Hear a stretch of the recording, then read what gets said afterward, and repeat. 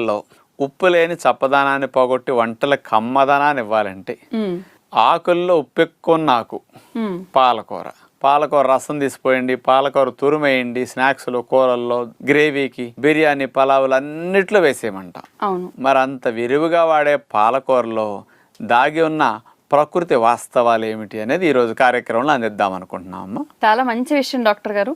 పాలకూర ఎక్కడ దొరికినా తినమని మీరు ఎప్పుడూ చెప్తూ ఉంటారు. అవునమ్మా. కానీ ఎందుకు డాక్టర్ గారు, అంటే పాలకూరలో అన్ని పోషక విలువలు ఏముంటాయండి? సహజంగానండి పోషకాలు పెద్ద ఎక్కువ ఉండవమ్మా, అనేక లాభాలు ఉన్నాయి. 100 గ్రాముల పాలకూర తీసుకుంటే 92 గ్రాములు నీరే, అంటే 92% వాటర్ అని అర్థం అనమాట. కొవ్వులు అసలు ఉండవు. మాంసకృతులు 2 గ్రాములు ఉంటాయి. పీచులు 1 గ్రాము ఉంటుంది. శక్తి ముఖ్యంగా కార్బోహైడ్రేట్స్ అయితే 5 గ్రాములు ఉంటాయి. క్యాలరీస్ అయితే మనకు శక్తి పాలకూర ద్వారా 26 క్యాలరీ